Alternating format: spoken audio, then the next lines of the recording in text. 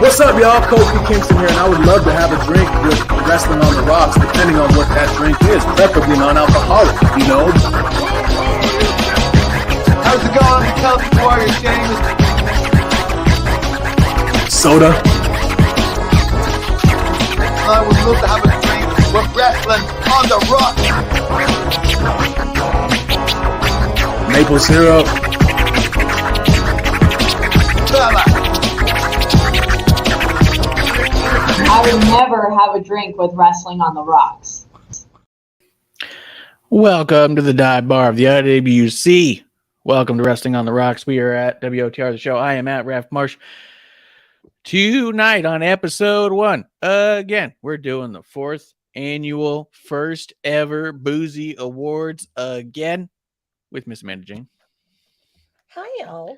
It's one of those not so serious moments in our show of episode 1. I think, no, this isn't my first episode. This is my second one. So, yay. I don't remember how many Boozies we actually had. I just thought I would give it a number. Next year, we'll probably do the 6th annual or something. Okay. Or we're on the 27th annual. Yeah, we'll just jump around. We'll go up and then back down. There you go. Like, because we don't know. I mean, honestly. Yeah. But I will say this is probably better than that Sports Illustrated rank we saw. Probably better than anything Dave Meltzer is going to give stars to at Wrestle Kingdom. So, yeah. Well, we're honest. Seriously. We're honest. We make it up as we go. We do what we want. We give it to who we want. And we also accept bribes if you're willing to. Yeah. That's why ours matters, because we're honest. They try to pretend there's people voting and the votes don't matter. Yeah, like we don't get anything from this, okay? Like if, for example, I was given I don't know, like when AEW's in Phoenix, you would think Marsh might get I don't know, front row hard cam tickets and be in the back to do a media thing or two because, he's actually media. And I feel like we're responsible for, I'd say, I'll keep it low. I think we're responsible for about 70% of that show and some of the booking. Yeah, probably. But, who knows? Yeah, I don't see why not. Good, can't see why not with it. But, yeah. So bribe away if you want to. And yeah. Just in time coming through saying, cheers, my friends. Ironic, because I asked him if he wanted to be on the Boozies, and he never got back to me. Ooh.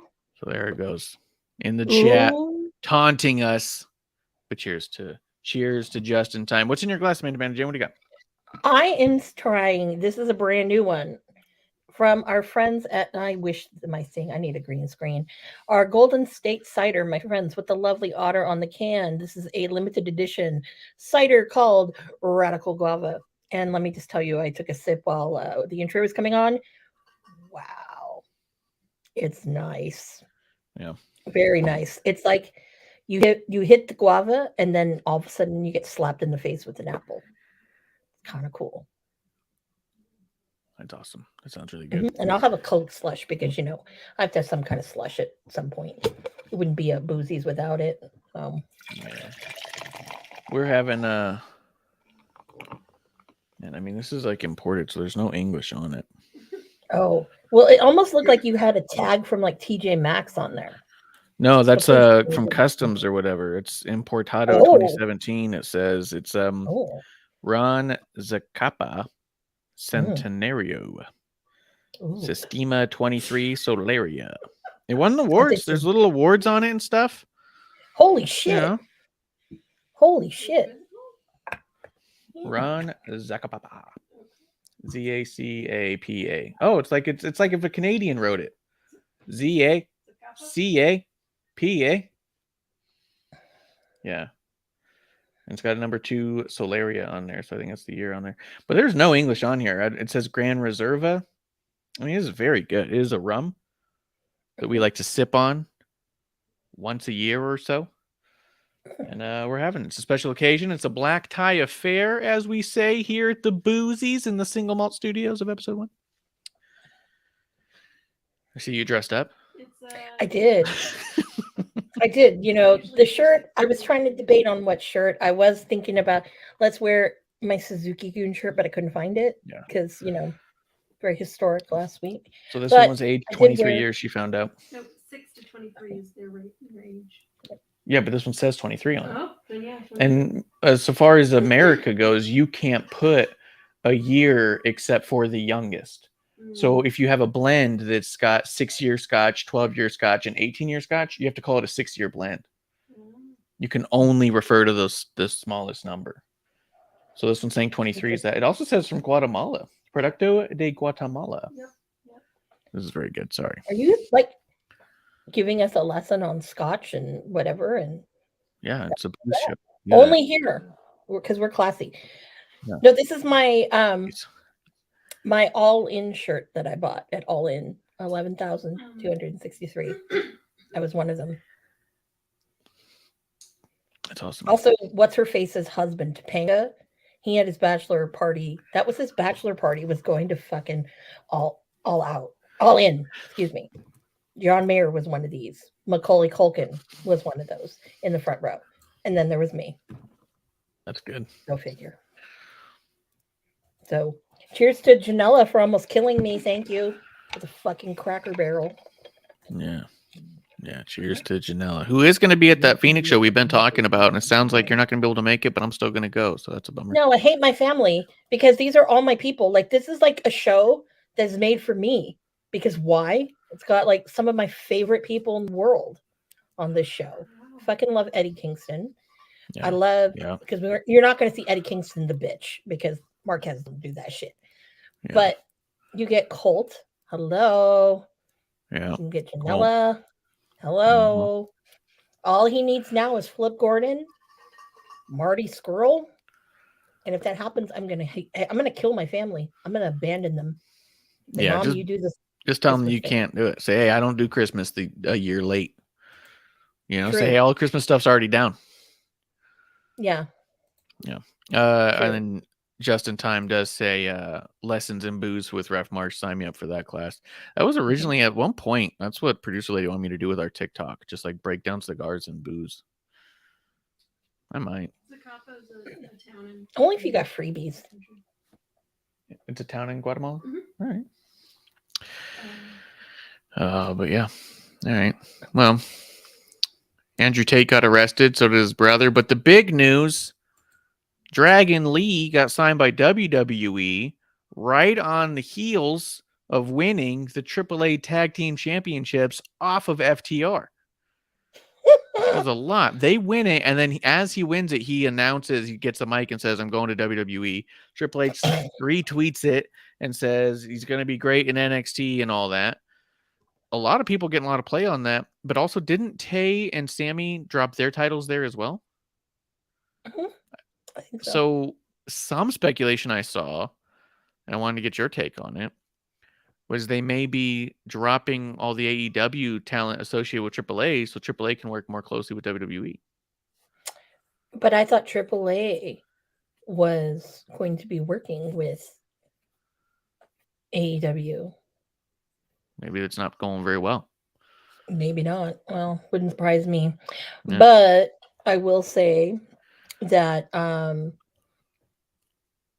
WWE and luchadors don't do too well. Tough. It's a tough. There's a reason racket. why Bandito didn't sign with them, because they were heavily interested in Bandito, from what I know.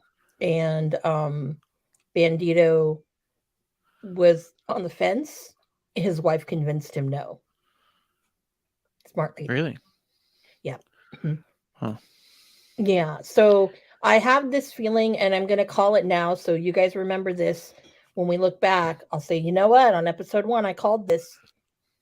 One of Dragon Lee's things, like one of his first things, is I'm pretty sure he's going to be wrestling Axiom, and Axiom is going to become unmasked.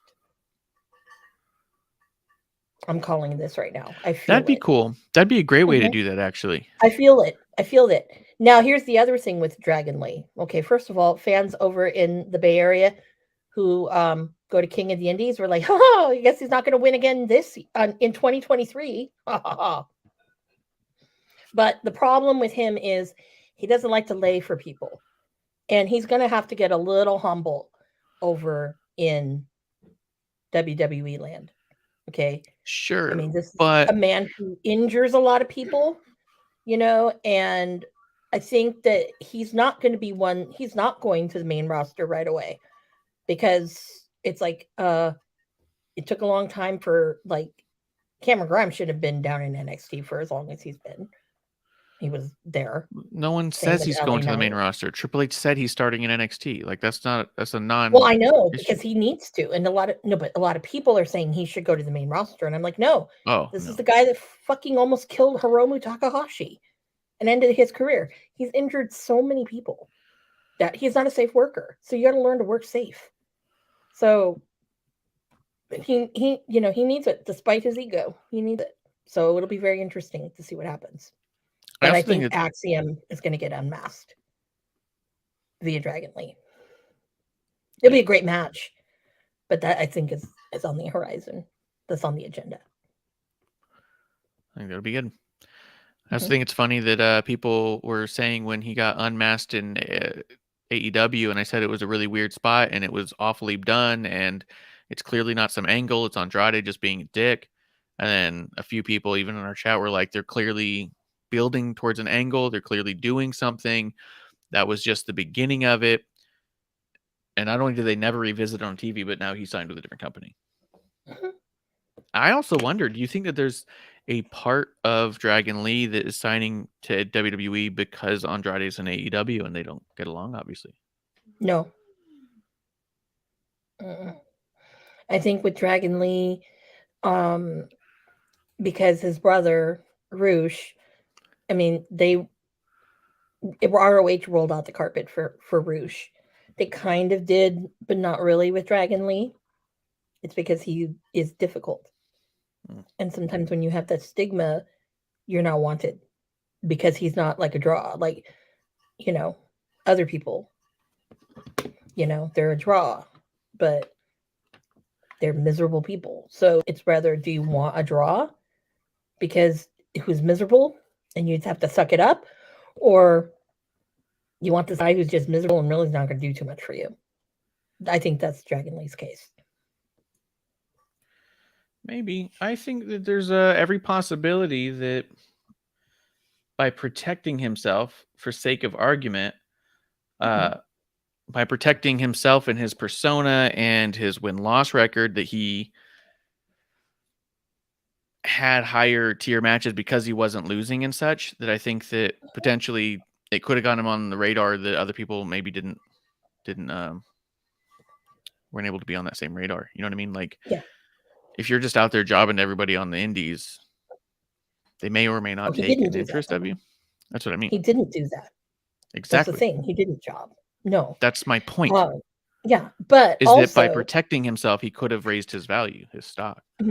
Well, also gotten you on have more to figure radars. that Roosh is kind of dead in the water because Andrade never came back, and they were pushing La Faccione de Inglobonables hardcore, and I think that that's a big thing.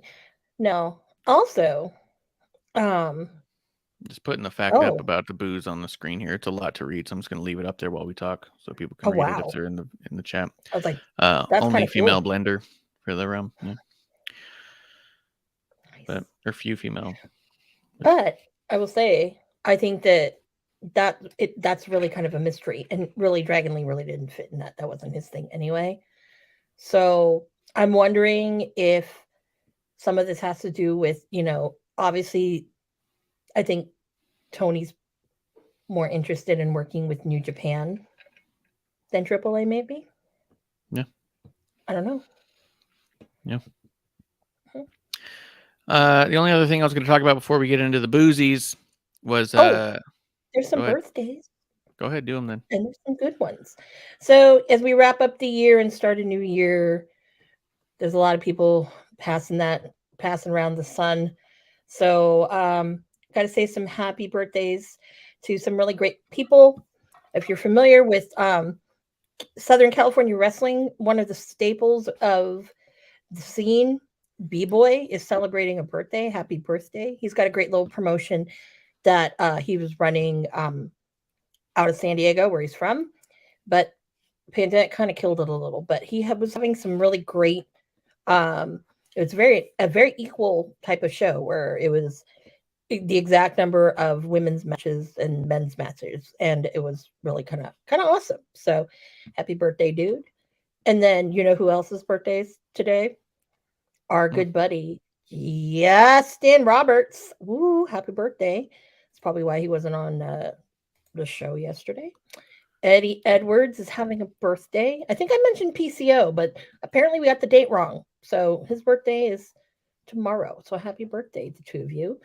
M-Dog Matt Cross of NWA fame. And then they showed actually Hard Times the other day. So remember, he was the first person that faced Ricky Starks in round 1. And it's his birthday. Happy birthday. Yeah, that was a great remember Danny Burch, Martin Stone? His birthday's coming up. He is a New Year baby, just like everyone else. And then also, just to give a quick little shout out to some early January babies, the Mouth of the South, Jimmy Hart. I loved him as a kid. I don't know why, because he was a short man and just obnoxious. So I think that was great. Rest in peace, New Jack would have had a birthday. Bobby Roode, happy birthday. And then this one right here, we gotta raise a glass. I miss Drunk JR on Dynamite. Yeah. I have a feeling that JR is not going to be around AEW much longer. Just a feeling. But hey, dude, you have decent barbecue sauce. And guess what? I miss your drunk ass, because now these guys are running amok. Please come back. Please. Yeah, commentary's not as good as it used to be, I don't think. Yeah. And those are our birthdays, so happy birthday. See you next year. Woo.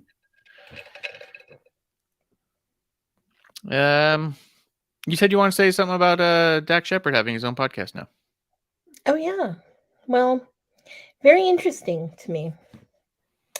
So I guess the rumor is does Phil want to come back?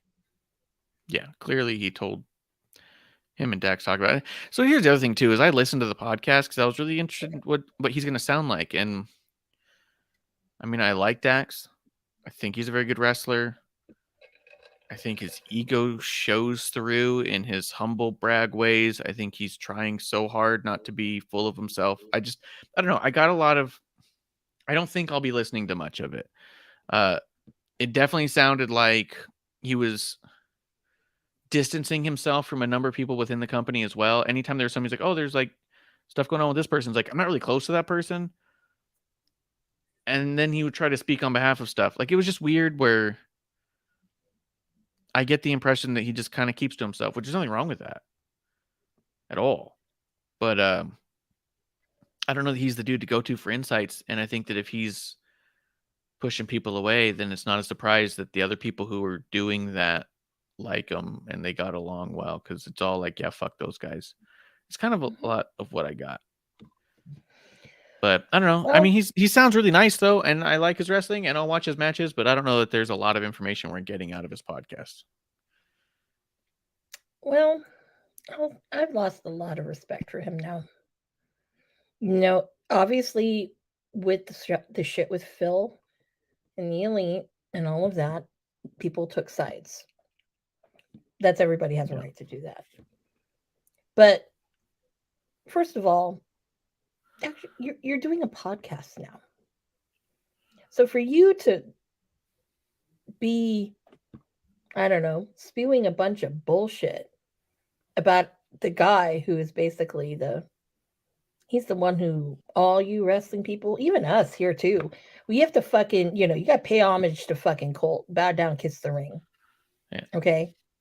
Because honestly, he wouldn't be doing a podcast, 1. 2, they wouldn't have had all those belts and whatnot and things like that. I wonder sometimes if the Bucks think, was that a mistake trying to do this whole FTR thing? Because they were gung-ho about it, I thought, back in the day. Guess not.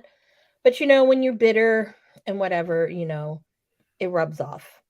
And when you don't want to play in the sandbox and you feel that, okay, you're odd man out, yeah, you're going to probably go with the odd men, because it seems to me the only people who are on the Phil train are, 1, who wanted something out of him, 2, they're just miserable, and 3, I mean, you're not going anywhere, but you are going somewhere. You were given a lot of opportunity where other people weren't.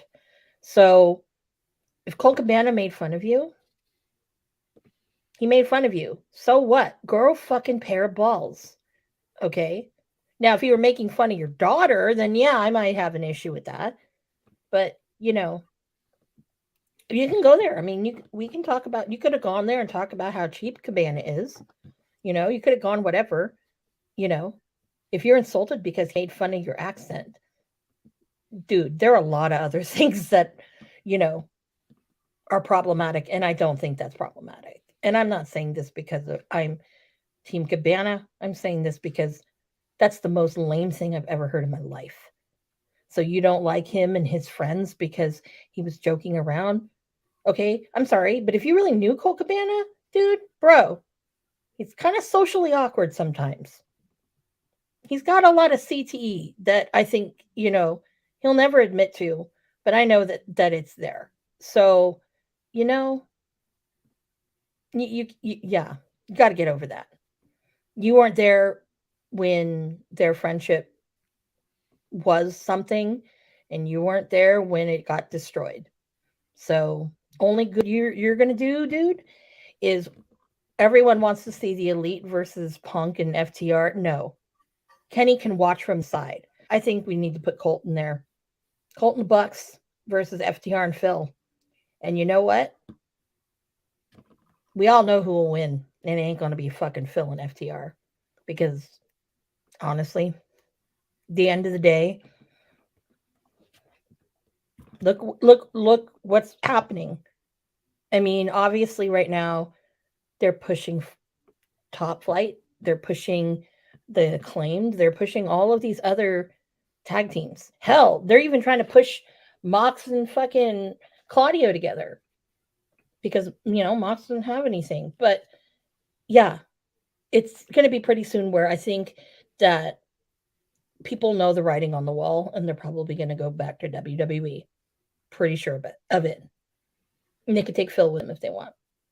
But I don't know. Tony Khan's too much of a fanboy, so who knows? But I will say this, that remember, on episode 1, we did tell you if all this happens, because I really think it's going to happen. And I honestly think that they should also put Punk's dog down because he shouldn't be biting people.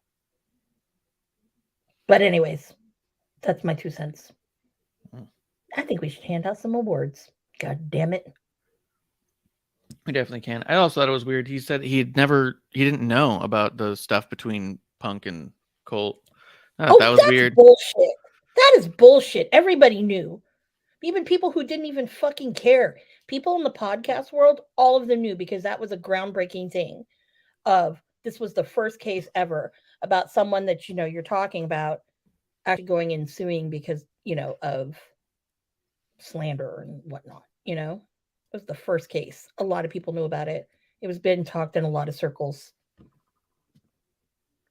So either you're dumb or you're bullshit. You just don't know how to bullshit. I think it's both. It has nothing to do with your accent. Yeah, so what I was saying was that I thought it was weird that he said that because I didn't even watch wrestling at the time and I didn't listen to the podcast and I didn't know really who Colt was at all, but I had kind of heard of CM Punk at the time and I knew about a lot of that stuff. Just from being a wrestling fan once upon a time in that era, you know what I mean? But and then even when I came back into it, it was stuff that I looked up more and more of as well. So it's weird to me that he would talk about CM Punk the way that he does, and then also seemingly have no recollection of like the biggest thing that happened outside of his WWE run. You know what I mean? Like, so it just didn't make sense to me. Yeah. People talk about 2 things about Phil outside his WWE run. That he was a shitty fucking person. He was a shitty UFC fighter and that lawsuit. Yeah. Yeah. The other thing I thought I was kind of surprised by too was the thing about Colt making fun of him and then finding out it was like a passing thing about his accent, and I was like, that is ultra sensitive. And then he tried to explain why he was so sensitive to that, and his explanation is probably true to him, but to say that it's because you put yourself through college, also like, all right, a fucking lot of us did, dude. Yeah. Like, did he know Colt Cabana's dumbass actually graduated from college with a degree in, I think it's marketing, I believe. Yeah. He was the worst Division 1A football player too at the time. But sure, his argument was that he was sensitive about his accent because he paid his way through school on his own. But a lot of us did that. Yeah. I don't know very many people who got scholarships their parents paid for them. Like, I just don't. I don't know that we're in different worlds. You know what I mean? Like, that's one of those, like, what do you want a cookie kind of type things to me, where it's all like, so now you're sensitive about where you came from because you paid your way through school. I don't know, man. Like, it seemed weird and ultra sensitive. But again, I think he sounds like a nice dude. And I think that he's definitely going to bat for his friend and trying to convince people to, both on the inside and on the outside, to accept CM Punk back and to get him back in the company because he's a good friend of his. And so it's like, okay, well, that's not, the arguments weren't good enough for me, but it's fine. It's not my call. You know what I mean? I'm not the person who has to go, oh, okay. Like, if the elite hear it and then go, you know what, maybe we should give him a second chance, then job well done. You know what I mean? Like, it's not up to us. And then next thing you know, if that happens, next thing you know, Pro Wrestling Tees puts a press release out and they're no longer doing the merch for AEW. They're parting ways. That'd be so dope. I'd be super into that, if I'm being honest. That would be the best fucking fuck you move. Let's see. Let's go through our boozies. Yeah. We're going to go from the bottoms up because that's how we drink. Bottoms up. Yeah. And we like to start with what we don't like first and get it out of the way so we can talk about all the cool stuff after the fact. Mm-hmm. Do you have your list up? Do you have it with you? I do. All right. Mm-hmm. All right. So the first award we're giving out is the You're Drunk, Go Home, a superstar or storyline that you just don't want to see anymore. Last year I had Young Bucks and Jacket Time. And the only reason I'm making reference to that is because this year, both of those things were less on TV for a good chunk of time. It was a really nice time. There was a good fun. Like, See, people listen to us. yeah. This year I put Ric Flair. I'm tired of him. I think it's embarrassing at this point. No, he's still trying to have matches, and the last match was embarrassing, and people keep trying to bring him up about doing it. And well, did you see that? And oh, he had so much fun. And oh, and if you don't like Ric Flair wrestling, you don't like fun. You're not a real wrestling fan if you don't like seeing this 70-something-year-old man nearly die in the ring and fake a heart attack because he thinks it's funny and do a very bad job at the thing he used to be the absolute best in the world at. It is not fun to watch. It's embarrassing. And everyone involved in it doesn't deserve these massive accolades. Everyone did the best they could with what they had. What they had was fucking like this was a step aside from putting a Christmas hat on a dog shit and calling it Mr. Hanky. You know what I mean? Like, yeah, you dressed it up, I guess, but it's still a dog shit. Well, Mr. Hanky might be a human shit, if I'm being honest. But Yeah, still it was rip more off. human. But yeah, I'm tired of Ric Flair. I just don't think that there's anything that we're adding to his legacy at this point. I don't think there's anything we're adding to the reverse of that. Like, the more that he comes out, the more stuff that he says and does that makes a lot of us longtime fans just go, that's not cool. You know what I mean? Like, he's destroying everything that we've held so high for so long. So I don't want him on a podcast. I don't want him on TV. I don't want him in a ring. Just enjoy the rest of your life, dude. You have a fucking family who's probably hardly ever seen you. Go be with him. I saw another picture of him on his last match the other day. His one arm. It was all fucking weird from the heart attacks and stuff. One arm looked normal. The other one was like swollen, like one of those, you know, those you go to the Greek restaurant and it's got that beef lamb gyro thing. And it's what it looked like. A shawarma? Yeah, it was like a shawarma. Like a big God, shawarma my thing. God. Horrible. That's what it looked like. I was looking at it like, good Lord. You're gonna have to I send would me not a wanna picture of this because I can't picture that. I'll find it. What was your drunk go home award? And I'll tell you, this one was tough because there was a few things I could do without from AEW, NXT, and the Indies. There was a number of things where I was like, I would like to never see that again. But when it really came down to it, the saddest one of them all, surprisingly, Ric Flair. What was your drunk go home?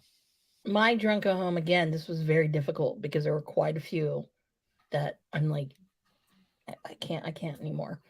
So I'm going to go with the first one, which is really pretty obvious, I think, for people that I would say this, but all of the members of the Jericho Appreciation Society. That was on my list. Stop. Fucking Tay Mello is fucking awful. Yep. And why we were subjected with a tag team match, and I know that AEW is going to be doing tag teams soon, why we were subjected to Anna J.A.S. and Tay Mello last night versus Ruby Soho and Willow Nightingale, I have no idea why. It needs to end. I'm sick of Sammy Guevara and his ugly, stupid, horribly orange ass. I'm sick of fucking Daniel Garcia looking like a douche canoe. Sick of fucking what's his face and his purple fucking Kangol hat, which it really isn't a Kangol hat because there's no logo. Yeah. I know that from my LL Cool J Fangirl days.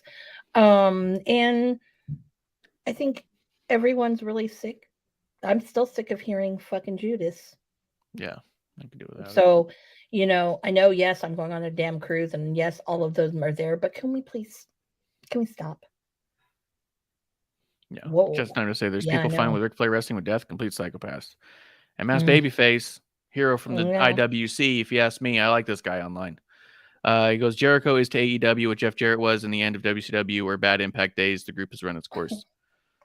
Yeah, I don't dislike Jarrett that much, but I'll say this. The perception of Jarrett during those times, for sure.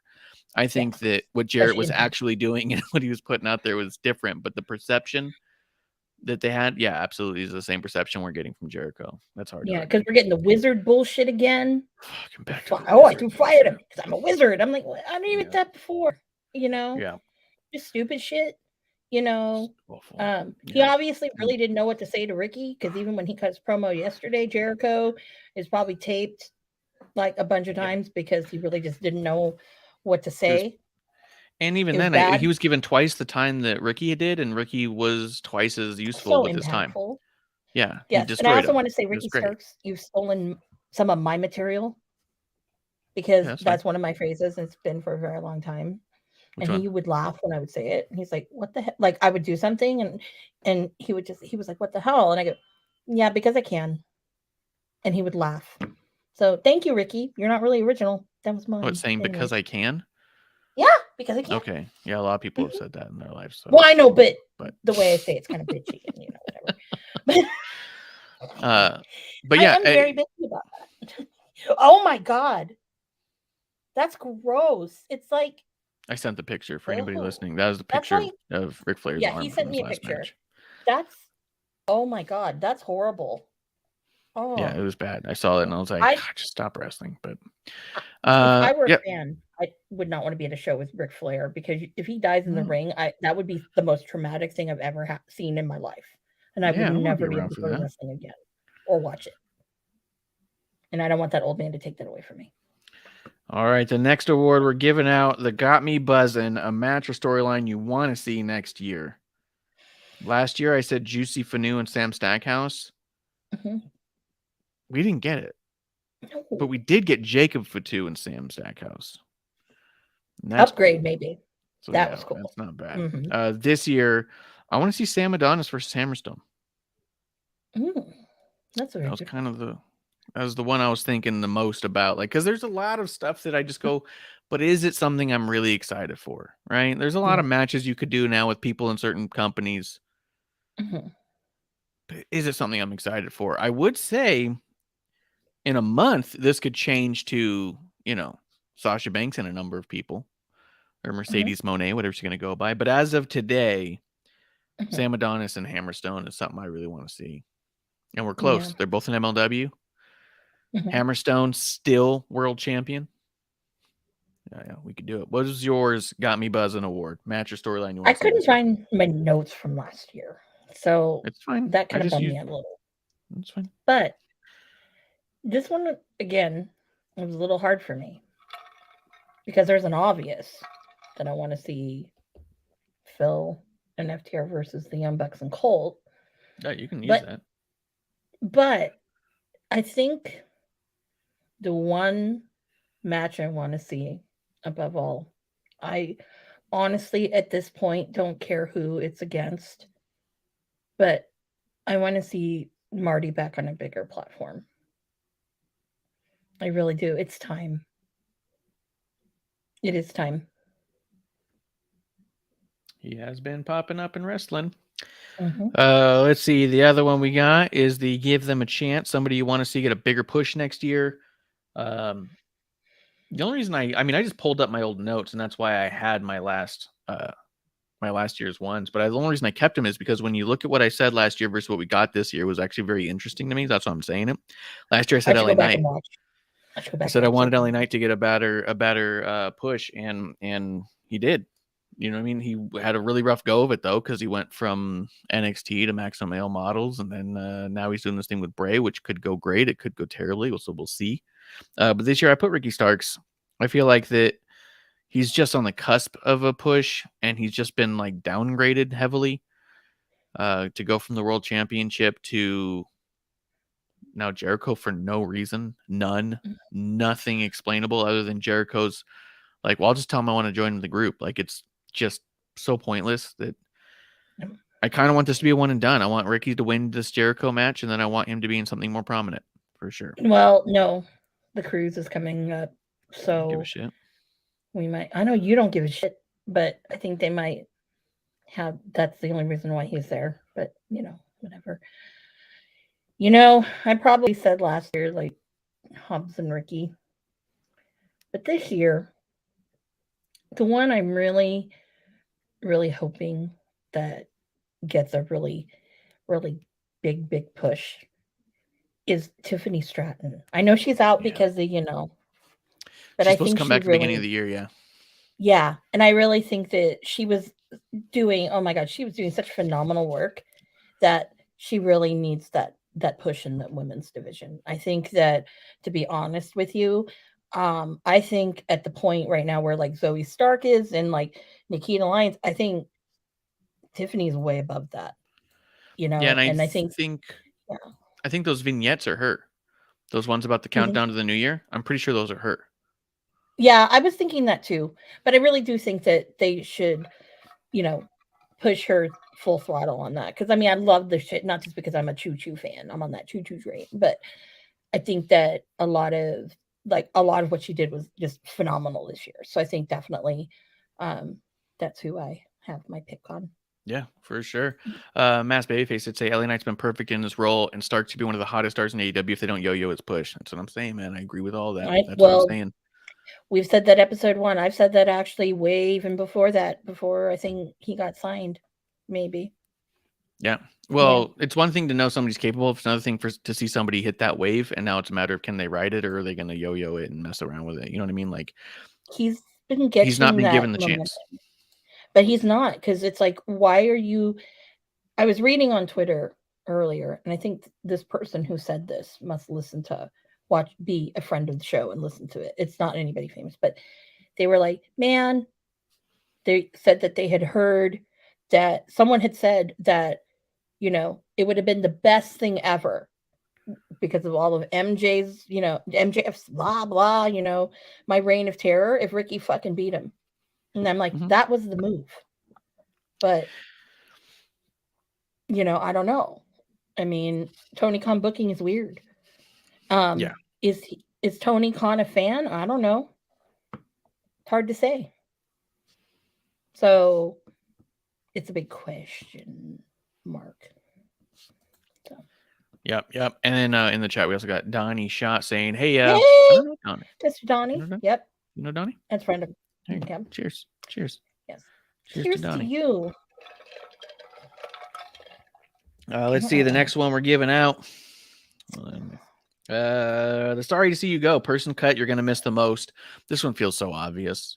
This feels like I don't know if there's a number 2. This one's so obvious that I had such a hard time coming up with one that was not this for yesterday's episode 1 when I was doing WWE main roster exclusive.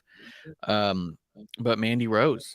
Rose, sorry to see her go. And I don't know who else was released by either company this year that you just kind of go, it sucks. You know what I mean? Like, there was a lot of people coming on. I felt like this was the year. There were more people coming on. And there was a lot of people who were let go at the beginning of the year that were back by the end. So, well, technically, if I were to go away from, because Mandy's the obvious choice. I mean, I agree with you 1,000%. Love Mandy. Yeah. I'm going to miss her. And she's a top 5 women's wrestler in the world right now, in my book. I think the other person that I'm going to miss, and I don't want, it's not that they were cut, he just didn't resign with them, is I'm going to miss Minoru Suzuki and Suzuki Gun. That's probably number 2. That's great. Only because that tag team of anybody, they might not have been the most prestigious as far as winning awards, you know, and all these titles, but what they were pretty fantastic from bottom to the top. And I really think that, yeah, we'll see Murder Grandpa. Some people are thinking Murder Grandpa's going elsewhere. I don't know. We'll see.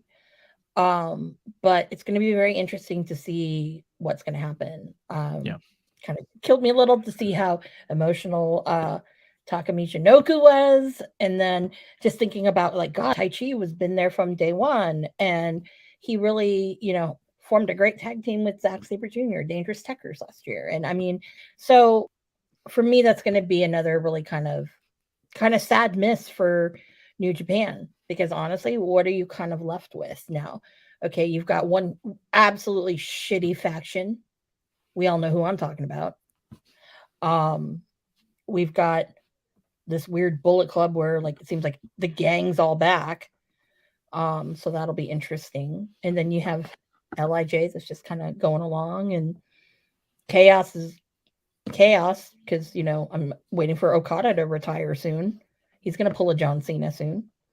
But who knows? So it'll be very interesting to see. So I think that New Japan's really going to hurt without Suzuki and Suzuki. And I agree. I agree with that 100%. I think it was a great call. Which is also funny because it falls back on my last year's list too, because just a couple away we're coming up on the holy shit moment, and mine was Suzuki doing his US tour. So we're not there yet though. Let's see, Dress to Impress. This was a tough one for me. The best gear of the year. Who do you have? Who do you think had killer gear? Well, it was very hard because there were a lot of very shitty gear this year. There was also just a lot of same old gear, which is also fine. Yeah. And this was a very hard one to really kind of pick out. The only people who stand out to me that have different gear all the time are people like Guevara, who wastes money. He has a different pair of trunks for every show. And they all look the same. Same with his old lady. But to be honest, let's go there. Fucking House of Black. And I'm talking, not necessarily the actual ring gear, but as a package when they do their whole thing from Julia all the way up to fucking Malachi Black. All of them are just like spot on. And they've done a good job of being cohesive. Yeah, they do a really great job with that, because I think when you had the L'Affectione in Global Noble, they look kind of disjointed. They still do with Preston Vance. Dark Order always looks sloppy. The Bucks look like I don't know. They look like an LA flea market. Omega's not that great. The women have, it's the same bullshit. Britt Baker wears a modified version of her shit, and then her twin Jamie Hayter, and I miss seeing Thunder because she always had some of the best gear, and especially during a pay-per-view. So it's really kind of hard to, say, because I would say her, but honestly, she wasn't really around that much this year. So definitely House of Black. Yeah, she won it last year for us. Yes, but also as a unit, Toxic Attraction as a unit. Yeah. Because they were always, everyone had their own spin on who they were, and it worked all together. Yep. And so, I think they would probably be my second. Yeah, I almost put them as well, but the only reason I didn't was because as we kept going, I started realizing that my list was so much Mandy, Roxanne, and Cora. And and Toxic Attraction. I was kind of like, I can't just do like, hey, this was the year of Mandy and Roxanne, but it really was in a lot of ways, especially in my perception of what I was truly enjoying. That was the stuff that was making getting me the most hyped up. Thunder Rosa won it for me last year. This year I did Matt Cardona. I wanted to get a little bit away, like I said, from the Mandy thing.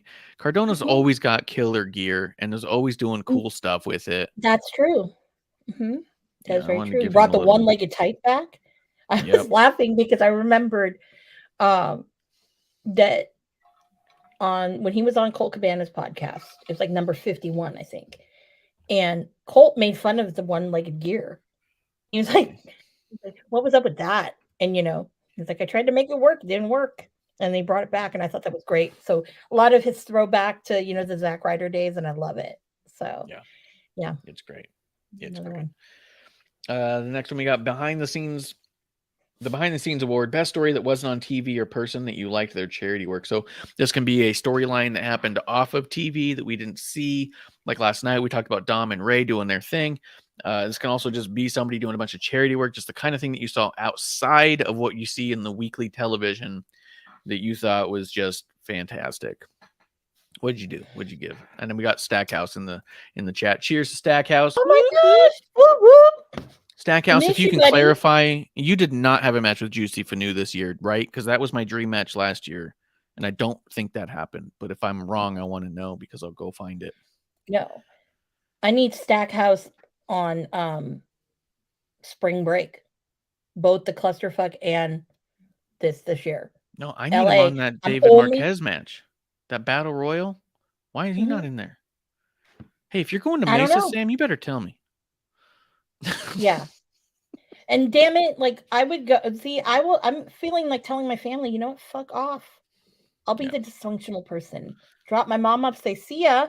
I'm going to Mesa.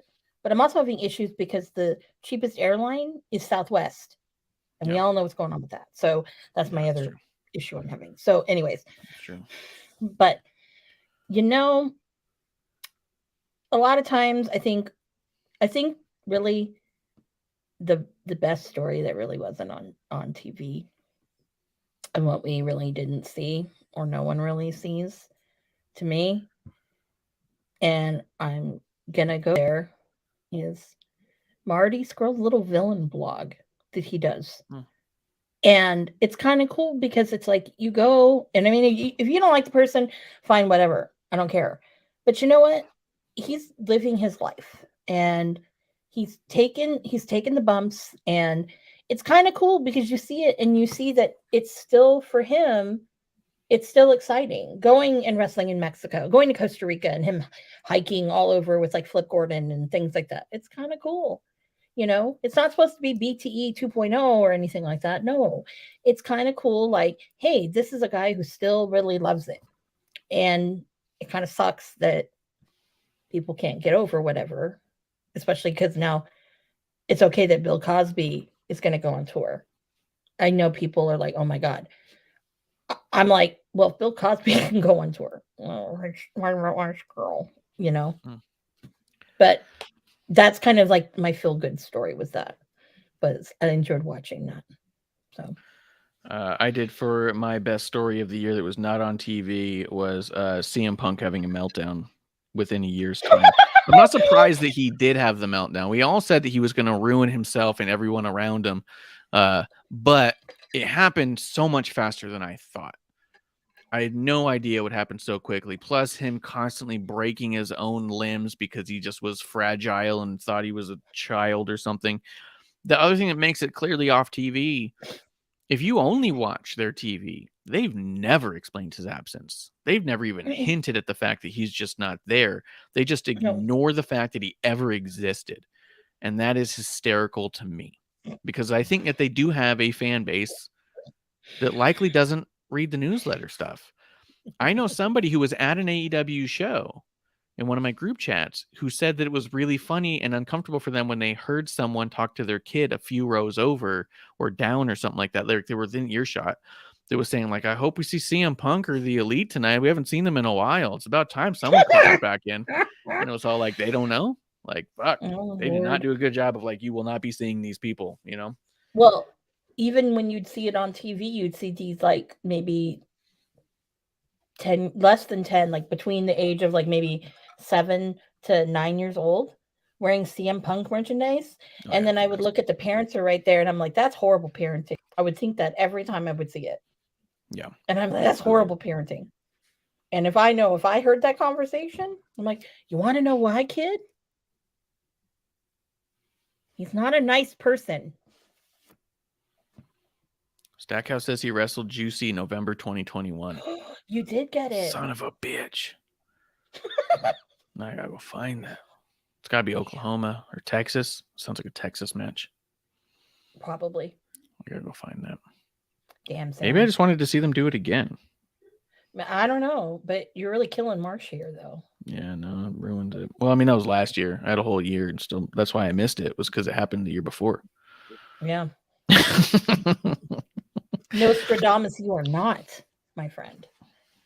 Yeah, I mean, it's like I can tell when something already happened, and I want it. Yeah, he said Houston at Wrestle Rave, and Kuro's in the chat. Cheers to Kuro as well. He said it was him, Juicy, and Angel Camacho. It's not a one-on-one. I still get it. It still counts. Man,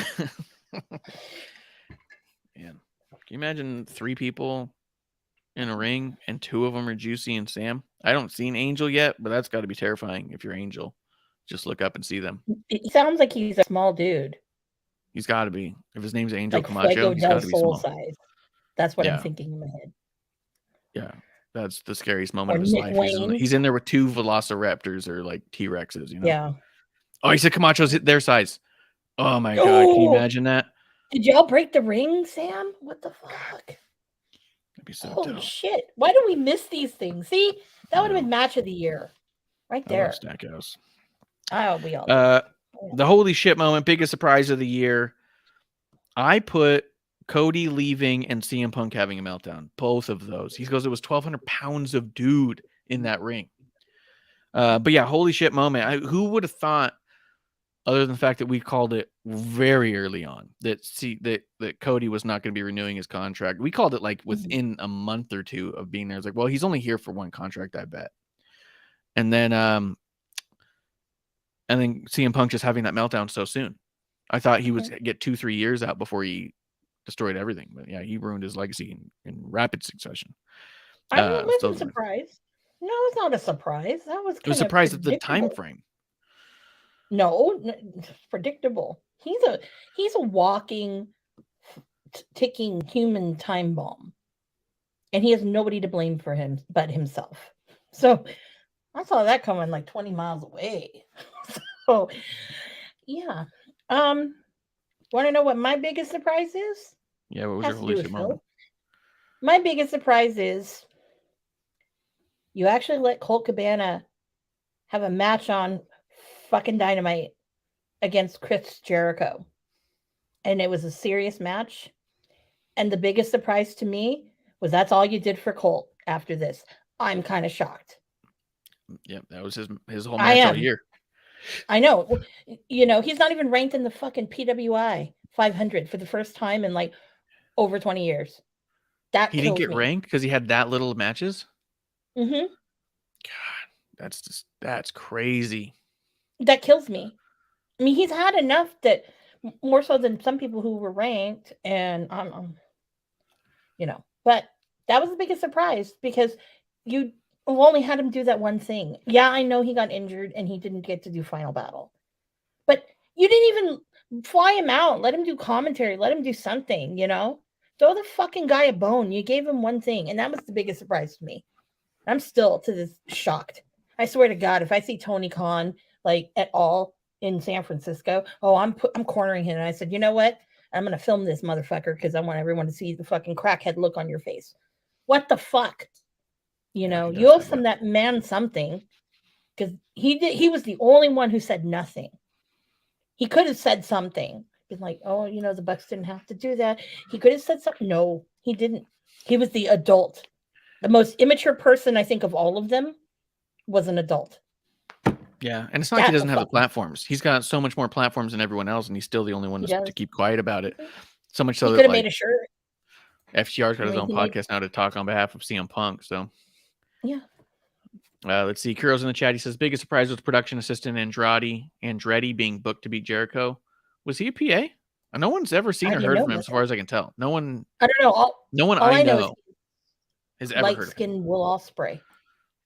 Yeah, you keep saying that. Kuro also says on Twitter today, people said Theory versus Rollins is so repetitive. This is just another match that's the same as the last time they fought. Same person also said the Elite versus Death Triangle match 7 is such a new and refreshing idea. It's not repetitive and it's an awesome matchup. Why can't WWE be like this instead of repetitive crap? Which is funny because it's just trash. It's so bad. Didn't we say on episode 1? Didn't we say he says he was that? PA, Didn't we say, was it you or was it me who said that they're going to do match 7? It's going to go all the way to 7 because it's in LA and the Bucks are going to take it. Yeah. Mm-hmm. No, the second they said they were doing the thing, I was like, this stupid, like God, they've done nothing. Oh my God. In the same way, Kuro says that Action Andrade is a PA is exactly how I tell people that Stackhouse is an OK. Whoa, that's a Haas match. Shit. You know what was missing from that match? Shane Taylor. Fuck. Have you wrestled Shane Taylor yet, Sam? Sam, do we got to get you in a ring with Shane Taylor? Mm-hmm. I want to see if I can't get... There's still time. It's still 2 weeks away. Are you going to Mesa, Sam? Let's get you on that CWF show. I want you to get you on that card. Don't make me start tweeting. Go to Marquez. I'll go to Janela. Janela, throw a fucking bone for Sam. That's a good point. Janela knows him. Come on, man. Come on, Janela. Get Stackhouse on that show. Yeah. And then the other thing is, I think Marquez isn't booking it. He's promoting it, but someone else is booking it, that particular show. So I wonder if that's why we're. I need to know who this person is because I want them to be my friend and promote shows that he said it on the thing. this is a show that I enjoy. This is like the most exciting thing. I think, honestly, I'm going to go there. It looks better than Bola. Oh, that's neat. Yeah. I'm only going to when you Bola told because me, I want to see catch stuff, but that's just me. that's true. You 'Cause I read didn't to get to me see the card for Bola, and I was kind of like, I don't know about going there. We saw the card here for the CWF show, and I was like, well, fuck, I have to go. You know what I mean? Like, so Yeah. there is that. Mhm. Kira That's also an says Amanda big show. surprise. This Sean Spears outright saying he's done with AEW was a big surprise. I don't know. Did he say that? Because the other thing is this is I was checking it out on trying to go through this list because I was just this That's has your not been best a great friend. year. This has not been a That's great been year for your favorite AEW or wrestler. NXT or even MLW and GCW. This has been a kind of a rough year for a lot of those promotions. So finding things that really stood out was tough for me. So I was looking through rosters of these companies, and Sean Spears was still on the roster page of AEW, and I thought that was really bizarre because I was like, I could have sworn he was gone. Comeback of the year, as we're about halfway through, we're gonna get through it. Comeback of the year, I had it was funny. Last year I put CM Punk because of the just general importance of him coming back and the relevance that was going to be. It was important to a lot of people. It was a surprise. It was historical in a lot of ways, and it became more historical as it went, which is hysterical. His meltdown is still so funny to me. But I put my comeback of the year, I put Saraya. Her comeback to the ring was I don't know if I would say it was a shock. It definitely wasn't expected, and it definitely was on the fence. Even when rumors are coming about, there was a lot of people being like, but really? Like, are we? Is it? You know what I mean? Like, there was a lot there. So I do think that her return to the ring and having had a successfully safe match, that's the comeback of the year for me. I couldn't think of anybody else who came back that same way. So Mine actually took a lot of reflection because I had two. But ultimately, for me, who won it was seeing the return of the fucking god of this fucking Nick fucking Gage, MDK all fucking day, looking fucking great, coming back, better than ever. And I really think that for me, it was great to see him in probably some of the best shape of his life. Yeah. And just being back doing, what he loves. And I think that's amazing. I haven't gotten to see Gage yet this year, but can't wait. I don't think he's wrestling on the Jericho Cruise. I wish he did. But you know me, I'm going to be all up in that MDK shit, and most of these people be like, what the fuck? Yes. So I need to find my MDK shirt because I'll be wearing that. Hell, maybe I'll even cosplay as him. Who knows? Yeah. Don't know. I have the Not Sam Wrestling GCW style shirt that I designed, and then I have the X-Pac GCW shirt, but I don't have like an MDK shirt. I need you to. There's an MDK one that looks like the GCW logo. I don't have that one. I'm just thinking about the show coming up. I don't have a Colt or a Janela shirt. I do. I know you have quite a million. Janela's got a badass looking limited edition shirt that he has for New Year's. Yeah. And Kiro does say that he quote tweeted someone saying, "Where has Sean Spears been AEW?" And his response was, "Don't hold your breath, not going there anytime soon." Ooh. I didn't even have to say it; it just happened. I love it. I think with Tully being dismissed, yeah. And the other person who's getting honorable mention right now, for me, was comeback of the year. Is we've seen a resurgence in the last couple of months of Tessa Blanchard. She has really stepped up and done a lot, which is crazy. Mm-hmm. Yeah, I miss her a lot, and I love her. I know people like, oh, but you know what? Honestly, other women, women are catty. I always say this, and she is like one of the best, if not the. And yeah, I have an ego too, and especially because you're not on this platform that everyone else gets to be on, and people who are fucking can't even lace your fucking boots are getting a lot of good TV time. I was talking about today. I thought it was kind of ironic and kind of weird. Like at this point, so many people are signed to NXT and AEW that if you're not signed, it makes me think you might be an asshole. You know what I mean? Mm-hmm. Like, I've never heard anything bad about her, but like, where the fuck is Teal Piper? Like, I've seen her cut a promo and have a match, and she's good. Why is no one picking up Teal Piper? Allison Kay is phenomenal. Like, it makes She's me think that, phenomenal. like, she's got to be an asshole. Like, you know what I mean? Like, there's Well, no way. I won't. With Impact, you're not an Impact either. It's a big question mark. That's what I'm saying. If you're not signed by any it's company, weird. how big of an asshole are you? Like, it's Well, crazy. I know why she wouldn't go back there to Impact, but everything else, it's like what? You know who would be afraid? That's why you know why she's not at AEW? Because Britt Baker would not know what to fucking do with herself. That's funny. Talk about It's somebody funny also who, because Allison's the one who started all the stuff about Tessa. So for people to still hold all the grudge against Tessa, but then also hold the grudge against Allison, kind of makes me feel like, I don't know. It makes me feel like it's almost like that Johnny Depp Amber Heard stuff where you go, oh, are they both dicks? Like, I don't know if there's anybody to root for here.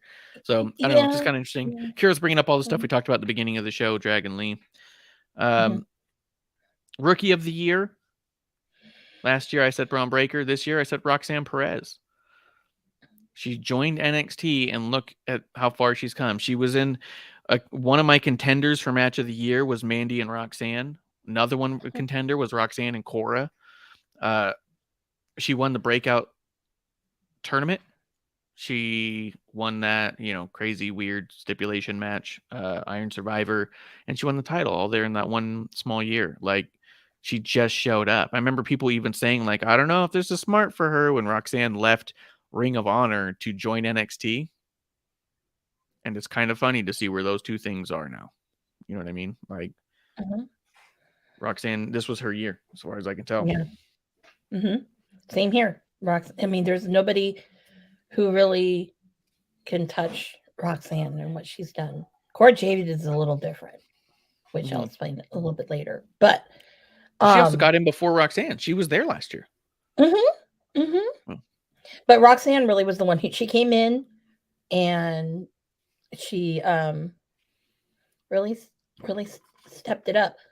Oh, I want to backtrack to something because totally, speaking of NXT, I don't know why I said this. A superstar I don't want to see anymore. I do not want to see Booker T on commentary anymore. That whatever ducky, no, go away. Why can't you be the goddamn Booker T that was interviewing Roxanne? That was great, Booker T. Yeah, it was awesome.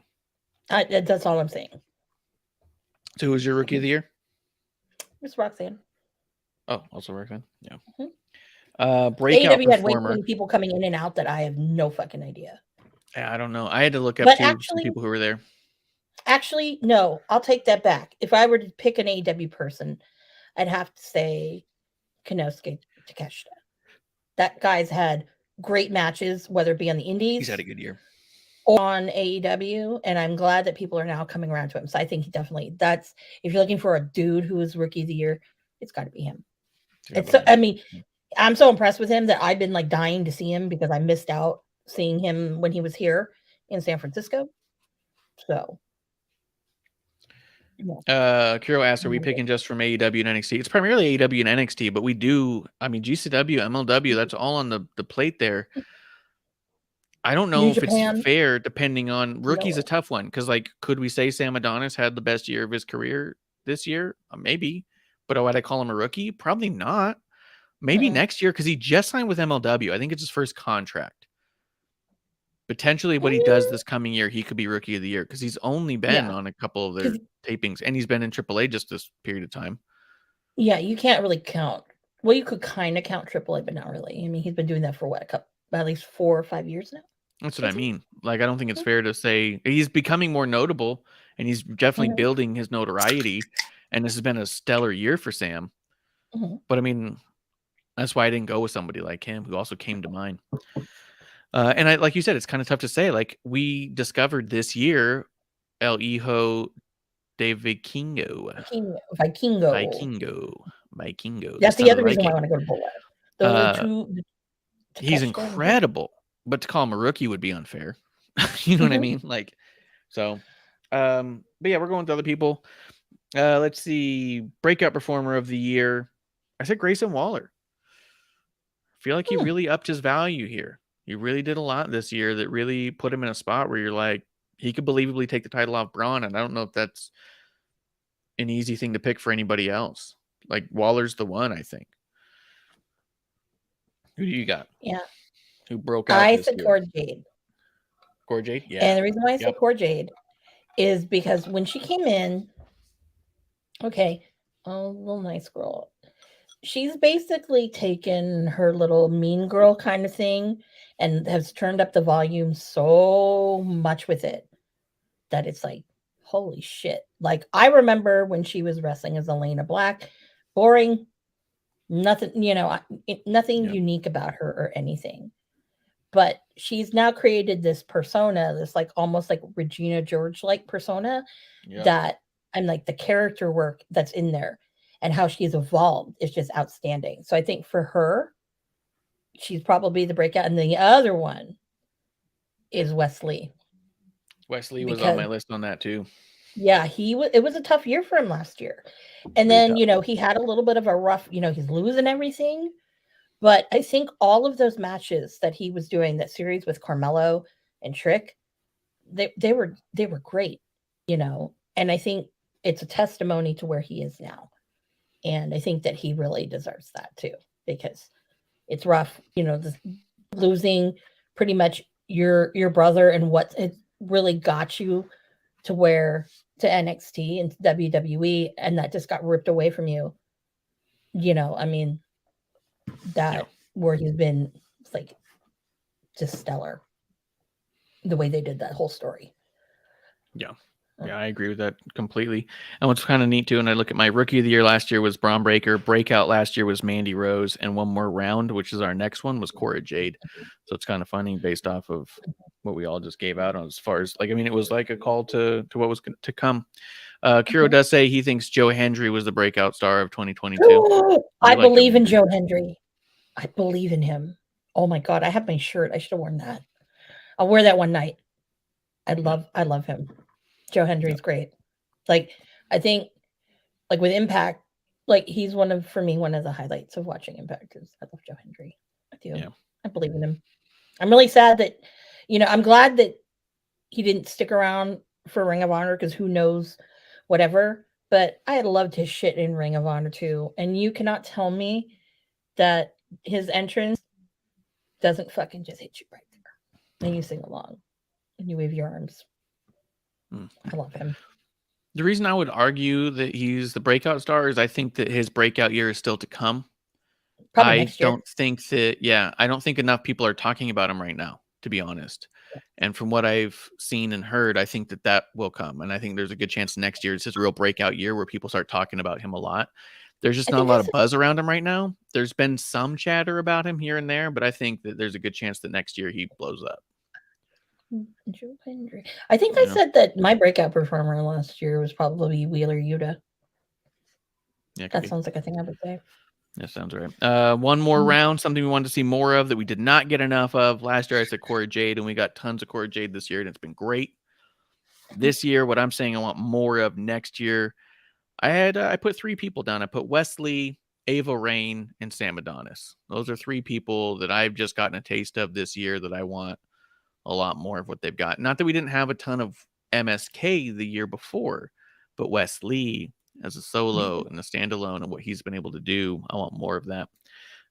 Ava Raine, we've just been sprinkled a little bit, and it's been very compelling. So those are, I know it's not fair to not give it to one, but those are 3 that was really hard to sift through. Who did you have?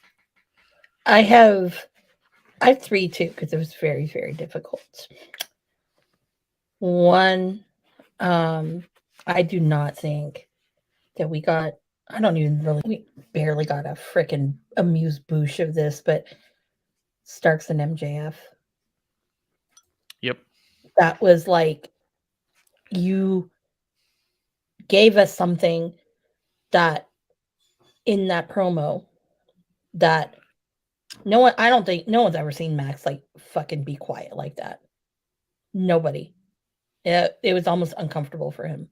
Like, damn, I knew you were going to go into me, but not like that. Go into me. So what did he do? Kick him in the fucking nuts. Well, yeah, duh. That's what you do. So I think that was probably number one for me. Number two, I'd have to say something that I really wish we got a lot more of is I really wish we got a lot more of Thunder. Mm-hmm. I know she's injured and everything. Yep.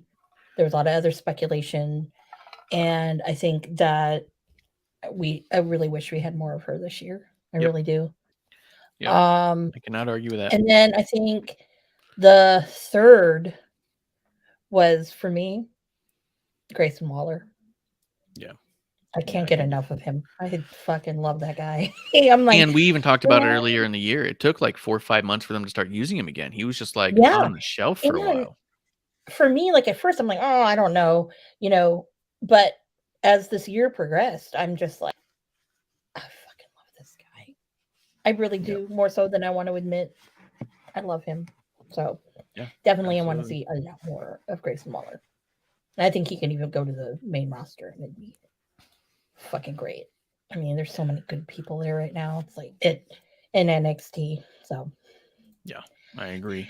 Yeah. And in the chat, Kiro does say Hank Walker and Charlie Dempsey are his picks for that breakout star, the person who's next year is going to blow up. And Mass Babyface did agree Charlie Dempsey for 2023. Yeah, I think that there's a really good chance that they blow up as well, especially with Regal going back there just to work with Charlie. Yeah. That's not a bad dude to have on your side, so that could be cool. Although if I want to be an asshole devil's advocate, who William Regal ever beat? You know what I mean? He was always kind of a mid-card guy. When he went up against Goldberg, no one said Goldberg's going to lose. But Goldberg's really good at winning matches. He's just so good at winning matches. Well, he should challenge Colt Cabana for that Jewish title thing that Colt Cabana holds. Or I don't know if he holds it still. He should, because it was only Chris Masters he wrestled. Oh, yeah. Anyway. That's true. Let's see. After that, we had the This Is Awesome moment of the year. Last year, I said Hammerstone wins the title. I probably should have given it to Stackhouse for all the cool shit he did last year. This year, I put Thunder Rosa becoming the AEW Women's Champion. That was awesome. I think it was 5 days too late or 3 days too late. I don't think it should have been on the Dynamite that they did it at. I understand why. I get it. The anniversary. I think it would have had a bigger, impactful meaning on a pay-per-view. And then everything that happened afterwards was a bummer in a lot of regards. But that in that moment, I thought, thank God Tony's going to do the right thing here and put that on Thunder. And then I could not have underestimated enough the pettiness and cattiness that is the rest of the people in that locker room. So it did not pan out. And then, like you said, she got injured, and that was awful. So, yeah, that was the coolest thing I could think of. I was trying to think of other things that happened this year that was just flat out fucking rad. I had a really tough time with that, if I'm being honest. I wanted to say Roxanne winning the title, but I thought that wasn't fair. I can't be talking about Mandy and Roxanne over and over again. But they had a marquee year this year. Who was your This Is Awesome moment of the year? I had two. Because equally, I can't decide which one I think was greater than the other. Because I think they're both equal. And I would say the rise and fall of Philip J. Brooks. That was cool. That was pretty fucking awesome in my book. When I got text messages from people saying, it looks like you've been right about CM Punk, huh? I was like, fuck yes. Yeah. So I think I've been saying this since episode 1.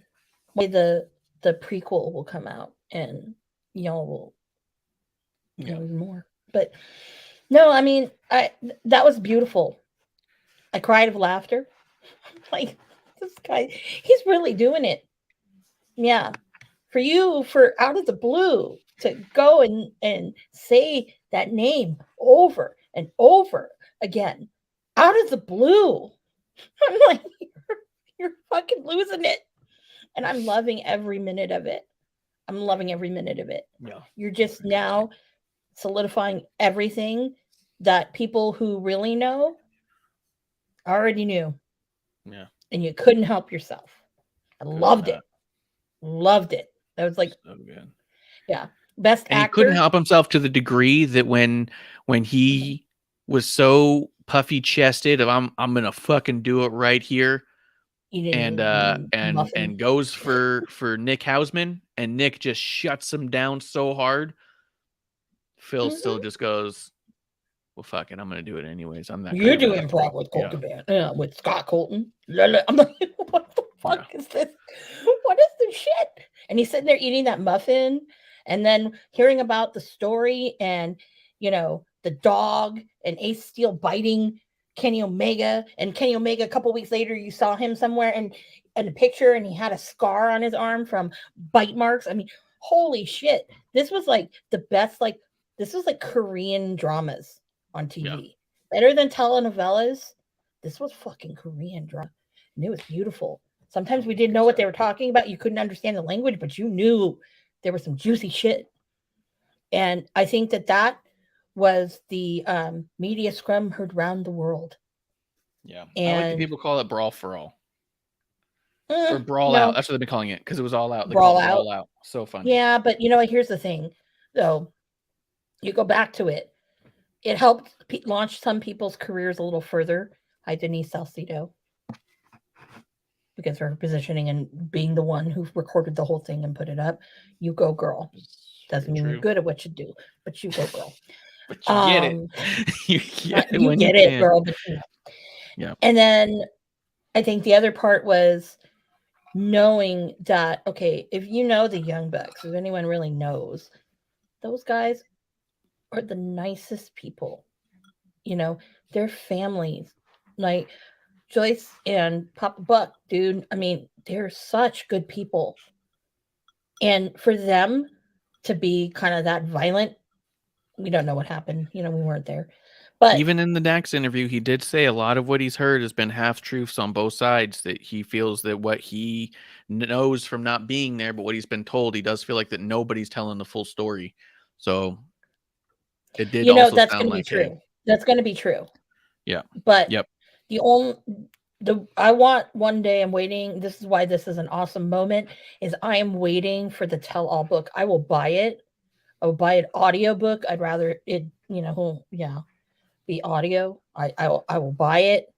I'll whatever. My hard copy. I'll buy a fucking digital copy. I'll buy whatever. I'm already there. If there's some good quotes, I will put it on a t-shirt. Rock that. Hell, I might even tattoo it on myself. But I mean, there's so much about it. And still, the shrouded thing of mystery is there's three things with it. One, Tony Khan, how do you really feel now? Yeah, I do. Don't give me your bug-eyed, cracked out, whatever. Really, how do you feel? This man you spent a lot of money on, and I'm pretty sure some people probably advised you not to do it. Cody Rhodes, maybe. But I don't know. But you did it anyway. So that we'll never know. I want to find out myself. That's like my mission before I die. I need to know the Cabana side of that. The whole thing. What was his thoughts? Why didn't he say anything? And I will keep that to the chest. I want to know. I seriously want to know. And then the third with it is, all right, we all know, it's like, who else was brought into that, under that umbrella? Because we know obviously Ace Steel was, but who else was really in cahoots? Because it seems like FTR kind of is. And I'm pretty sure, like, oh yeah, we don't think everyone's telling the truth. I'm like, no, you guys believe in the Book of Phil, so no. Yeah. But definitely, this is awesome. That and the rise of these epic on Dynamite Ricky Stark promos instead of being on like Dark or Dark Elevation or Rampage. Yeah. That's been it wasn't awesome like the last week. Mm-hmm. Jazz Holes, that was great. Yes. The whole looking like an air fryer. Right. Yeah, all of that. Those were two. It's like hard to pick, But I think equally, it's like you got to see the talent of this guy that have only been like saying over and over again. So I think when I meet Cole, I'm going to print out a picture of him as the Brooklyn Brawler from Young Rock and have him sign that. oh, why are you doing that? Because I liked him in that. Have him sign that? Oh, Yeah, why not? I have lots of things. I'm all sending him like, and he'll be all, did Amanda send you that? I'm like, yes. I probably have something Yes. in my StarCast stuff, if I'm being honest. But That you Kiro didn't does give me? ask. Yeah, no, there was stuff that's just like in the. I think there's like a little Where's the ref? picture of him in there. It says, "Where's the The Ref of best the one. Year award?" And how many times can I vote for Marsh? That Kiro says. Yeah, well, because you we don't bribing? get a lot of new refs, for one. So it'd be like the same couple guys every year, or girls even. Like, because No. Jessica Carr and Aja Smith have been killing it this year. Yeah. But I can tell you who the worst ref is. yeah, of I all mean, it'd be time. easier to say what refs should go. You know what I mean? I don't. The AEW has two Don't talk good sh- refs. Don't talk shit about fucking goddamn senior referee fucking goddamn Paul Turner. That's why I said two, because we got Paul Turner and Stephen Smith. Yeah, The thing Stephen is Smith they're is awesome. both completely fucked around by the company all the time. Mm-hmm. Paul Turner looked like a total fucking doof in that. Who was it that Britt Baker was involved in? Sheeta and Hater match. They made Paul look like a that was fucking awful. goof. I'm like, why are you doing that to Paul? What the fuck did Yeah. he do? Okay, assign And that I will to fucking say- Aubrey. Oh, No, yeah. wait a minute.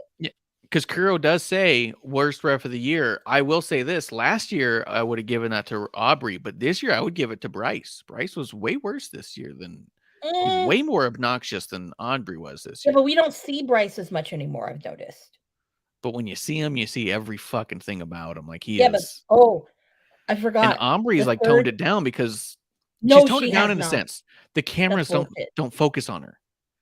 They're trying not to. I know they're working around her now, which makes it a little easier. But I don't notice her as much because I'm not watching when she's out there. Probably most of the Okay. time. If she's in a match, I won't forgot. watch it. So. There was one more.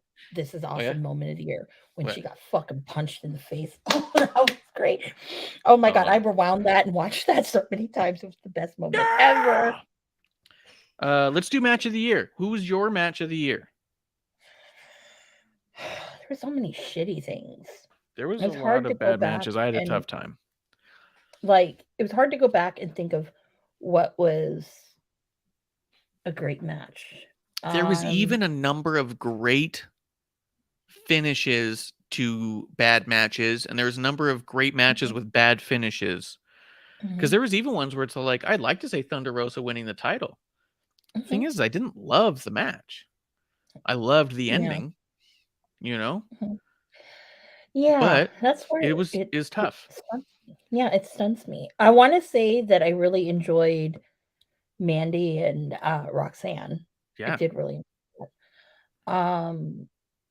I want to say that Carmelo and Wesley, it kept getting better and better. And that's where it was kind of that build up. It's hard to say, was it match of the year? You know, it's a toughie. I don't, gosh, you know. So I ended up going with Ricochet and Carmelo. Because on NXT, we only got one. And it's enough for us to want more later. It had amazing spots that people are still showing GIFs of. Like, it was a really impressive match by two dudes who you didn't think were going to under-deliver to begin with. You know what I mean? But it was kind of the one I went for. Because like you said, Mandy and Roxanne was so good. But how much can I talk about Mandy and Roxanne? I was having a hard time thinking of AEW matches that I really loved. Like, I liked a number of Ricky Starks matches. We still Swerve in lost Their a lot. Glory. I think Swerve in Their Glory versus Starks and Hobbs was a pretty good one. Not the triple threat. Maybe. Or actually, maybe it's a triple threat. I don't know. They were some good ones, but it should have, you know, there should have been more investment in that, I feel. Yeah. Yeah. And the other thing is that I was also having a hard time with some of them that was all these matches with no story. Like, I don't mean to beat on the guy at all, but like Dax Harwood's been really pushing to be wrestler of the year all year. And so he's been putting out lists of his matches as he has them. And now they're like all these banger matches. And you're right. Yeah. FTR and Briscoes are fucking been great a few times in a row. Yeah, but that doesn't make you been, wrestler of the year. For sure. But even then, all of his solo matches were just these like, he found out day of and went and did it. And there was no story. And it's like, okay, it was a great match, but okay. Yeah. You know what I mean? Like a bunch of matches without story isn't my thing, you know? So yeah, I went with Ricochet and Carmelo. I liked the story that they told there, and I like that there's more story to come. But if I had to pick something that wasn't NXT, maybe one of the FTR Briscoe matches. I don't know which one. Not the third one. Like equal. They're all kind of equal. Yeah. Yeah. But what did you end up going for match of the year? It's hard. I mean, it's very difficult because there was a lot of trash this year. And things that you thought were going to be good really weren't. But I'm going to have to go with probably I will go with that triple threat that was Hobbs and Starks and Swerve in Our Glory, and yeah, and that's probably the one. Other than that, there really wasn't anything else. You know, that wasn't. To take it to NXT in a different way, I loved that Lights Out with Wendy Chu and Tiffany Stratton. That was great. That was a great one. Yeah. Yeah, that was a really good one. Yep. Female superstar of the year. I don't think it's going to be a surprise. I've been telling you, I've been trying to avoid it all night, but I went with Mandy Rose. I think what she did for NXT and what she did for Roxanne and what she did for herself is all commendable in every way. You know? You go make more money cutting nasty photos of yourself. You go, girl. I know. Yeah, get it. It's one of those things where it's like I can't even be like mad at it. Where you just go like, I mean, I guess if she's making $500,000 in a week, like, I'd be hard pressed to tell any of my friends not to do the same thing. You know what I mean? If my friends are all like, hey, I could, if they're like, hey, yeah, show more. Like, yeah, show you more. $500,000 in 1 week. Well, then do more of that. Then what do you? Why aren't you more explicit yet? Like, come on, the money is there. They want to give it to you. Like, I can't knock have any different of that tiers. Stuff. Have a certain level, and if people really want to pay, you make them really pay. Yeah, make it like a Patreon. Yeah, come on. So yeah, it's and then I thought she did an amazing job representing the brand when she was there, and I thought that the way she did it for Roxanne, so fucking good. So Mandy Rose, my female superstar of the year, and also Tears in Our Beers, not because she's dead, but because she's not going to be on our screen wrestling every week. And that's sad. That's sad because I felt like this was really her year, and I thought it was honestly the beginning of a better year. You know, I thought the next year would be a big blowout year. It's like drinking an alcoholic guava. Yep. Who was your female superstar of the year? Mandy. Yeah. I mean, it's hard to really say. Like, if Thunder, if she didn't get injured, wrestled a little more, she would be up there with Mandy. But still, even Mandy kind of really surpassed her. If I were to pick anyone from AEW, I would say Mox. Mox really stepped up. Female. Oh, for the females, Jamie Hayter. I would say this was her year. Yeah, or I'd really go with Tony. I think a little more so, because that was, you're coming in doing some awesome work, but you're also this interim thing, and you're kind of now taking over for this woman who's very beloved by the fan base. And that's difficult. That's true. Yeah, she was put in a real tough spot. Yeah, and I didn't know Mox was a woman. Well, he's that bitch. Let's see, male superstar of the year. I did it as kind of a homer thing, but to be honest, I think that the one male who really upped his stock more than anybody else in the singular year was Ricky. I think Ricky Starks made himself by the end of the year more valuable than he was at the beginning of the year. And I felt like everyone else kept their place. They kept their spot. You know what I mean? Mm-hmm. And I don't think that that's an easy thing to do on either front. It's just to say that I think Ricky, given the opportunity and running with it the way he did, really made him shine by the end of the year. Like you said, by the end of his year, people thought MJF should have lost his first defense. When all people thought coming into AEW as a company is how long till we get MJF as the champion, and MJF should be the champion. MJF should be the champion. The second he wins the championship, everyone says, long may he reign. Then Ricky Starks shows up, cuts a couple promos, and people go, I don't know.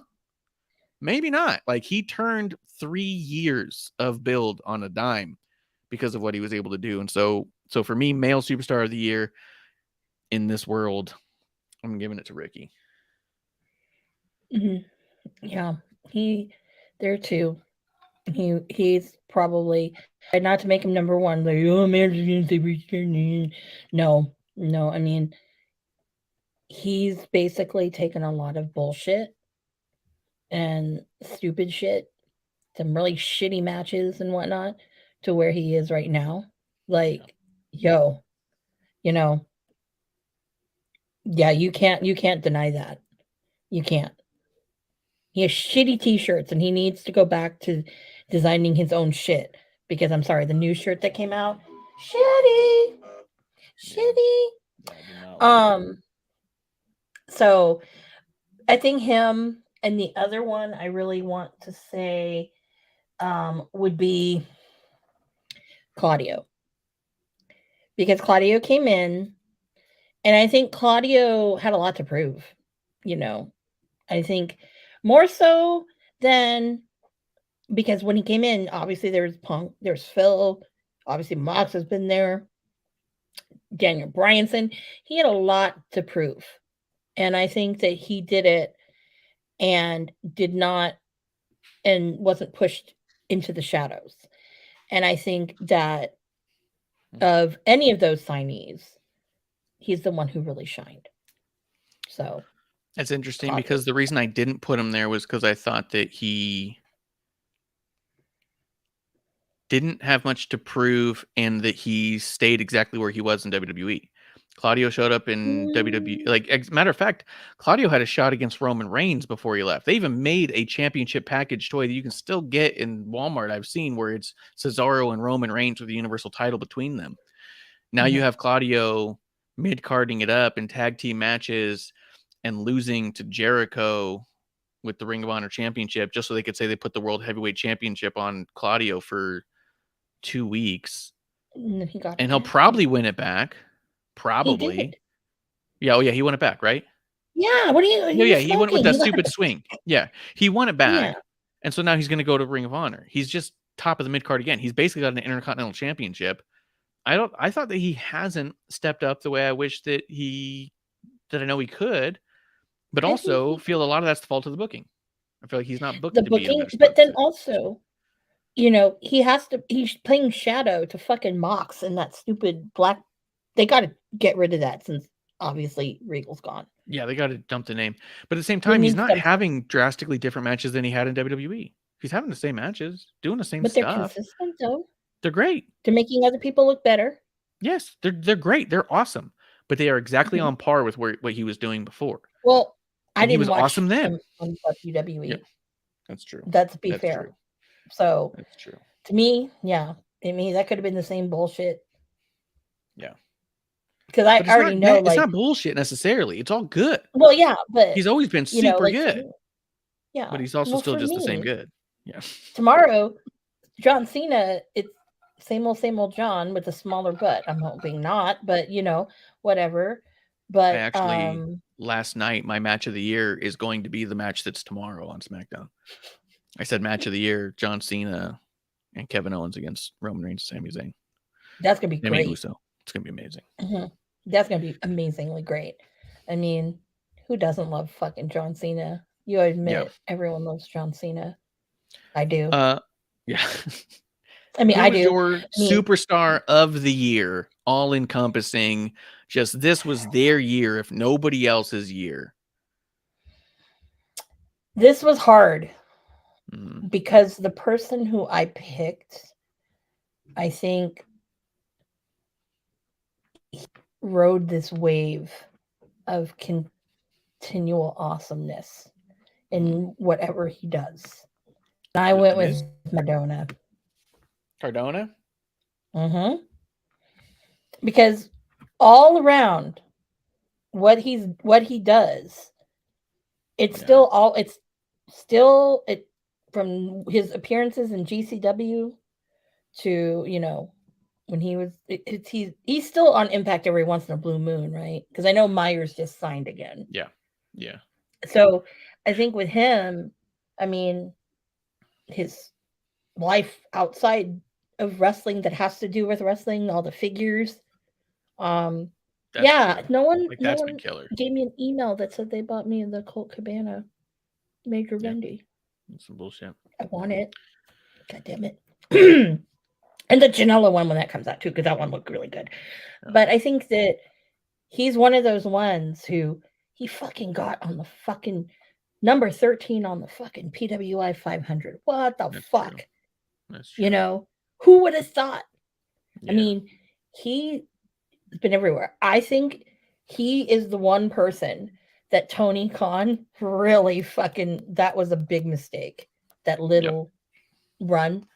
Yeah. And I think that even Cardona I think that he kind of probably looked at it like, well, if you don't want me, well, fuck you. I'm just going to go do my thing. And he sure did. Yep. He showed up everywhere and it was amazing. I was hoping that he would have been put on Bola this year. I was really hoping for that. That'd have been great. That would have been his just desserts. Just give him Bola. You don't have to win it. Just have him at Bola. Yeah. Because he earned that kind of shit. For me, what I did, I mean, it's obvious. We've been talking about it the whole time. Roxanne Perez, this was her year. She started the year as Ring of Honor Women's Champion, ending the year as NXT Women's Champion. I mean, who else has done anything like that? Who else has shown up in NXT and just risen to the top of it in that way? Apart from like Braun Breaker, you know what I mean? Like, yeah, I just don't know that any single woman hasn't debuted and ended the year stronger than Roxanne has, and even made her appearance on SmackDown, teaming with Raquel and Shotzi against Damage Control, and did not for 1 second or move seem out of place. Mm-hmm. She's ready for the main roster, but at the same time, if you want to put that title on her for the next year, year and a half, make something out of it, she's still baby. She is a baby. She's like, what, 20? She 21 yet? She just turned 21. She did, yeah, because when she won, someone made a comment to her about having a drink. That's what it was. Bailey did on her Christmas fundraiser thing. She brought up Roxanne and said, "Hey, did you have a drink?" And she goes, "Wait, are you 21?" She goes, "Yeah." I was like, "Okay, did you have a drink to celebrate?" You know what I mean? But she just turned 21.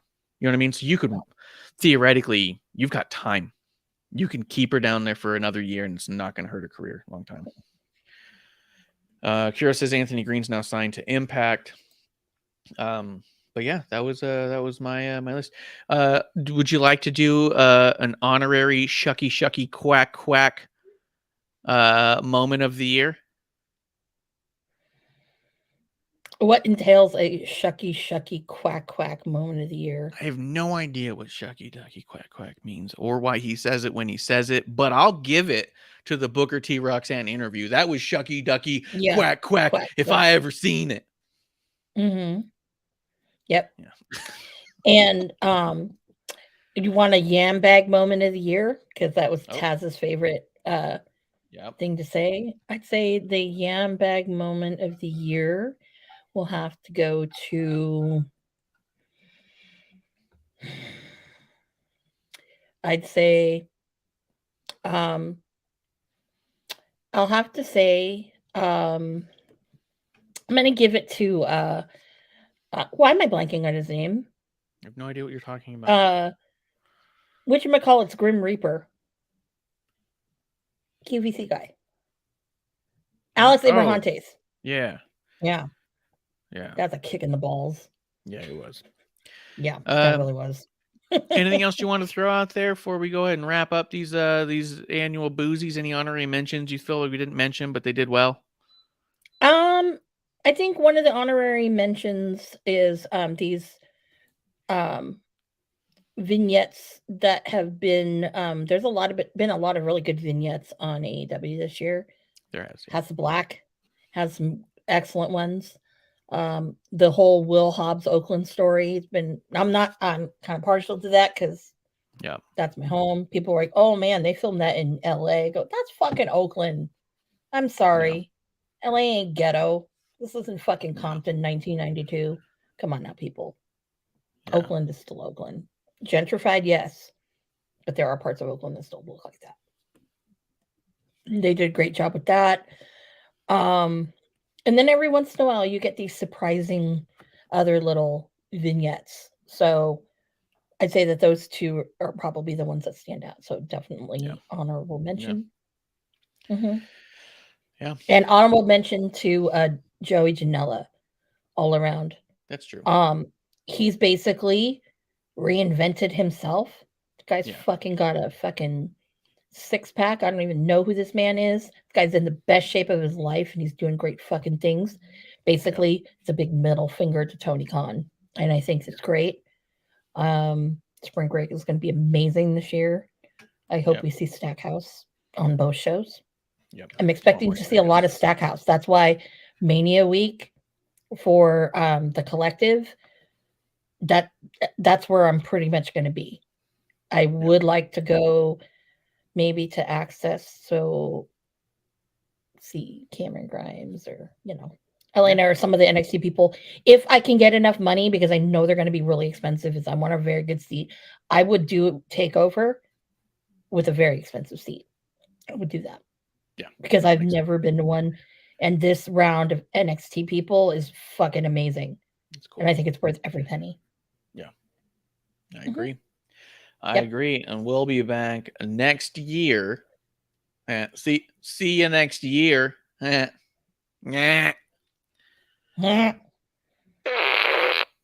here in the dive bar of the episode 1. You couldn't resist. I had to close out the year. Hey, wait, so that should be an award. The fart gun award. The shit my pants award. Yep. Yeah, that goes to Jericho for sure. For sure, that's Jericho. I do just about every time.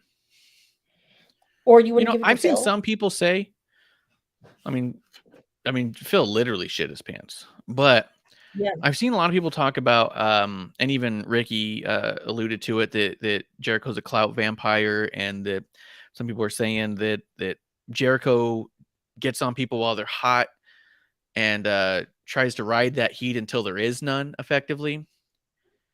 And I was thinking about it, and what if it's the opposite?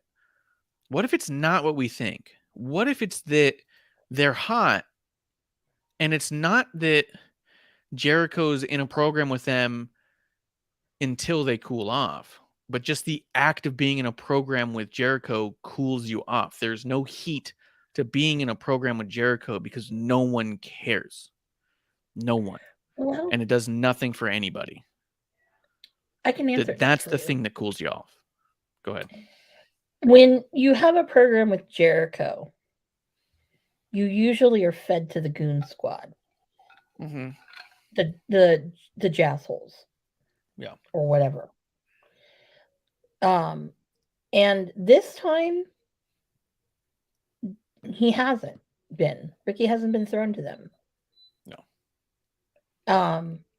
They tried to, but you don't get like all these tons of matches until you get to like the final boss. It wasn't like a Street Fighter game, because every one of those Jericho programs is like playing Street Fighter. Like, yep. In order to get to Jericho or M. Bison, you got to fight all these other dudes, and you don't see that. So I think that this time it's a little different, because remember when Phil shit the bed, Jericho was stepping up. Two people were stepping up, Mox and him. Yep. And I don't know if I don't think that they're smart enough.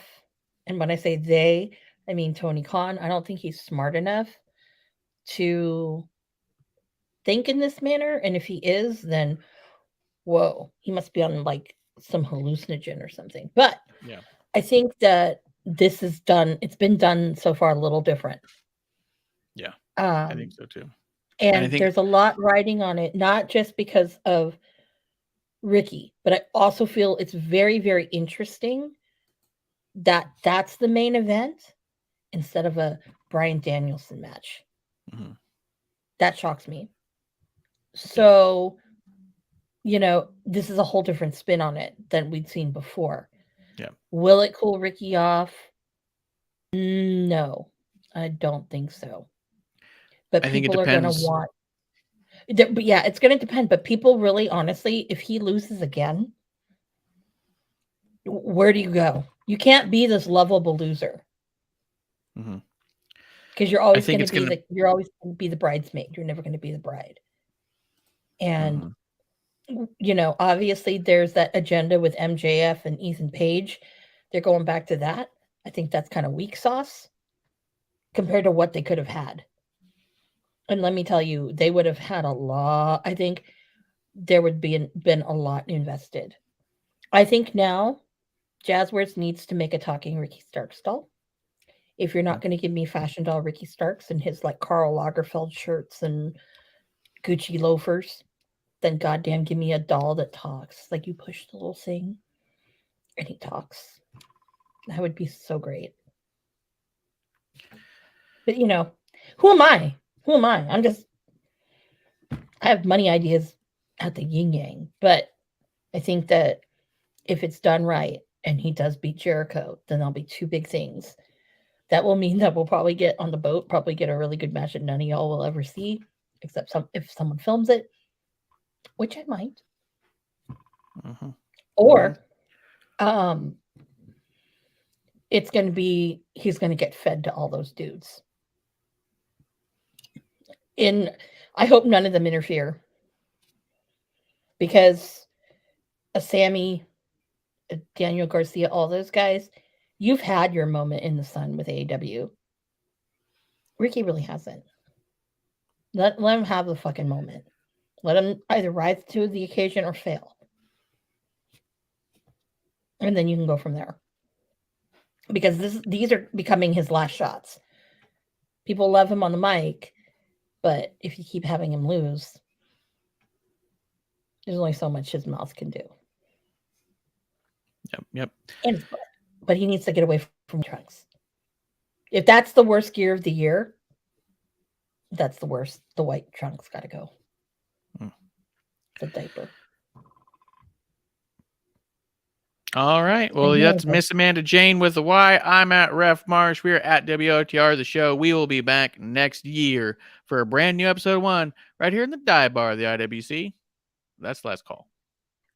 Cheers. Hey, producer lady here. Thanks for tuning in. Continue to support us or buy us a drink by following and putting the I in subscribe on Twitch. Or subscribe and review our podcast on Apple Podcasts or wherever you listen to us. Cheers!